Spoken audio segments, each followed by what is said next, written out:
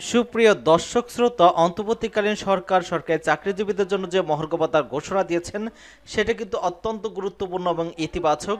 এই মহার্ঘ ভাতা ঘোষণার ফলে কিন্তু 50% যে মহার্ঘ ভাতার ঘোষণা দাবি করা হয়েছিল সেই মহার্ঘ ভাতা ঘোষণা দেওয়ার পর কিন্তু মহার্ঘ প্রণোদনা বা বিশেষ সুবিধা কিন্তু বাদ যাবে কিনা সে সম্পর্কে আজকে ভিডিওতে থাকবে। তো চলুন মূল আলোচনায়। আপনারা ইতিমধ্যে জানতে পেরেছেন যে সরকারি চাকরিজীবীদের মহার্ঘ ভাতা দেওয়ার জন্য ইতিমধ্যে যে কমিটি গঠন করে দেওয়া হয়েছে সেই কমিটি কিন্তু কয়েকটি মিটিংও করেছিল এবং পরবর্তীতে সেই মহার্ঘ ভাতা নিয়ে একটা ধূম্রজাল সৃষ্টি হয়। আপনারা জানেন যে সরকারি কর্মচারীদের দ্রব্যমূল্যের চাপে কিন্তু নিষ্পেষিত এবং ঋণে জর্জরিত হয়ে পড়েছে।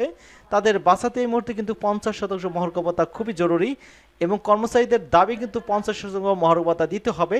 এবং ইতিমধ্যে কিন্তু তারা 7ই ফেব্রুয়ারি কেন্দ্রীয় শহীদ মিনারে কিন্তু তারা সমাবেশ অনুষ্ঠান করেছে এবং সেখানে কিন্তু তারা জোরালো দাবি করেছে যে 50% মহার্ঘ ভাতা দিতে হবে, তাও না হলে কিন্তু 1 মাস থেকে কঠোর কর্মসূচি তারা যাবেন। এখানে যেটা বলা হচ্ছে যে সরকারি কর্মকর্তা কর্মচারীদের জন্য যে মহার্ঘ ভাতা দেওয়ার জন্য কমিটি গঠন করা হয়েছে সেই কমিটি কিন্তু 2টি মিটিং করেছিল এবং মহার্ঘ ভাতা দেওয়ার জন্য তারা একটা সুপারিশ করেছিল। সর্বনিম্ন 4,000 টাকা এবং সর্বোচ্চ কিন্তু 7,800 টাকা মহার্ঘ ভাতা নির্ধারণ করে একটি প্রস্তাব কিন্তু অর্থ মন্ত্রণালয় পাঠিয়েছিল। অর্থ মন্ত্রণালয় সেটা পরে কিন্তু তারা বলেছে এটা সিদ্ধান্ত এখনো হয়নি, সেটা নিয়ে এখনো ভাবনার বিষয় রয়েছে। এখানে যেটা বলা হচ্ছে যে সরকারি চাকরিজীবীর মহার্ঘ ভাতা খুব দ্রুত পাবেন এবং আগামী সপ্তাহে যে মিটিং হওয়ার কথা ছিল সেই মিটিংটা হবে কি হবে না সেটা কিন্তু একটা ধূম্রজাল সৃষ্টি হয়েছে এবং কর্মকর্তা কর্মচারীদের জন্য আলাদা শতকরা হার হিসেবে মহার্ঘ ভাতার চিন্তা চলছে। বৈষম্য নিরসনের জন্য কর্মচারীদের শতকরা হার বেশি হবে এবং সর্বোচ্চ সর্বনিম্ন অ্যামাউন্ট কিন্তু ফিক্সড করে দেওয়া হবে। আমরা যদি পূর্বে জারি কিন্তু মহার্ঘ ভাতা আদেশগুলো পর্যালোচনা করি সেখানে কিন্তু দেখবো 20% অর্থাৎ 1500 টাকা এবং সর্বোচ্চ কিন্তু 6,000 টাকা নির্ধারণ ছিল। পূর্বে যে পে স্কেলগুলো ছিল যদি আমরা লক্ষ্য করি সেখানে দেখবেন তত পূর্ববর্তী কাঠামোকে অনুসরণ করেছে। আলোচনা দেখে মনে হয়েছে যে এবারও তার ব্যতিক্রম হবে না। আলোচনা শুনে এটাও বোঝা গেল যে এবছর পে স্কেল সুবিধা চালু হচ্ছে না, কারণ যদি 2 থেকে 3টি সভা অনুষ্ঠিত হয় সেক্ষেত্রে কিন্তু আপনারা দেখেছেন ইতিমধ্যে কিন্তু ফেব্রুয়ারি মাস চলে যাচ্ছে এবং মার্চ মাসে হতে পারে সেটা বর্ধিত যে বাজেট আছে সেটা বর্ধিত বাজেটের মাধ্যমে, তবে জুনের মাসে হবে এটা কিন্তু মোখলেসুর রহমান তার এক বক্তব্যে তিনি বলেছেন যে আমি একজন প্রতিনিধি হিসেবে এবং কমিটি যে করে দেওয়া হয়েছে তার সদস্য হিসেবে আমি বলতে পারি যে জুনের মধ্যে হবে, জুনের আগে হবে এমনটা কিন্তু তিনি বলেছিলেন।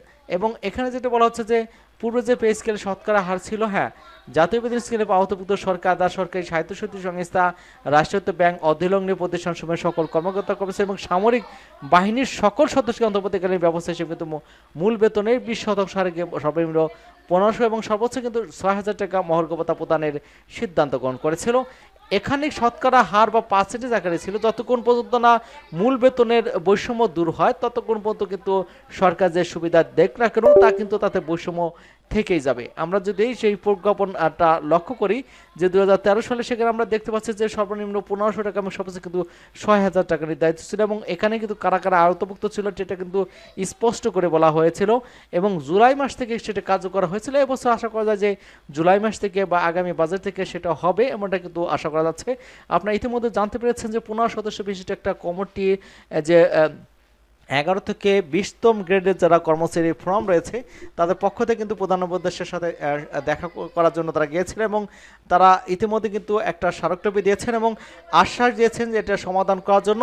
এবং সরকারি চাকরিজীবীদের যে 7 দফা রয়েছে সেখানে 7 দফার মধ্যে আরেকটা দফা রয়েছে যে বৈষম্যহীন একটা গ্রেড দাবি করেছেন তারা এবং সেখানে বলা হচ্ছে যে 7টা দাবি।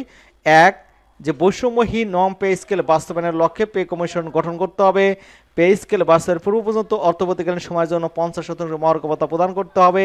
ইতিমধ্যে যাদের মূল বেতন শেষ ধাপে উন্নীত হয়েছে তাদের বার্ষিক বেতন বৃদ্ধি নিয়মিত করতে হবে। বেতন স্কেলের বৈষম্য নিরসনের জন্য 10টি ধাপে বেতন স্কেল নির্ধারণ সহ পে কমিশন কর্মচারী প্রতিনিধি রাখতে হবে। 2 নম্বর হচ্ছে সচিবালয়ের 1995 সালে জারিকৃত প্রজ্ঞাপন অনুযায়ী সকল অধিদপ্তর, পরিদপ্তর, স্বায়ত্তশাসিত প্রতিষ্ঠানের প্রধান সহকারী, উচ্চমান সহকারী, হিসাবরক্ষক, সার্টিফিকেট সহ সমাপদগুলোর পদবি গ্রেড পরিবর্তন করে যথাক্রমে প্রশাসনিক কর্মকর্তা এবং ব্যক্তিগত কর্মকর্তার নামকরণ সহ 10ম গ্রেডে উন্নীতকরণ করতে হবে এবং এক অভিন্ন নিয়োগ বিধি প্রদান করতে হবে।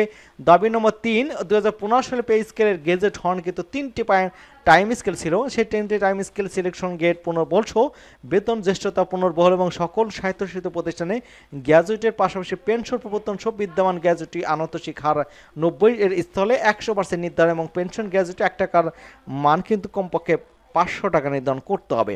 এবং দাবি নম্বর 4 হচ্ছে সরকারি প্রাথমিক বিদ্যালয়ের প্রধান শিক্ষকের আপিল বিভাগের রায় অনুযায়ী তাদের শিক্ষকের বেতন নিয়ম 2019 এর ভিত্তিতে দশম গ্রেড উন্নতি করতে হবে। আউটসোর্সিং এর পদ্ধতি বাতিলপূর্বক উক্ত পদ্ধতিতে নিয়োগকৃত এবং উন্নয়ন খাতের কর্মচারীদের রাজস্ব খাতে স্থান করতে হবে।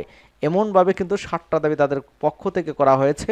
এই দাবিগুলোর মধ্যে কিন্তু অচিরেই একটা পে স্কেল ঘোষণা করতে হবে এবং 50% মহার্ঘতা দেওয়ার জন্য দাবি করা হয়েছে তাদের পক্ষ থেকে।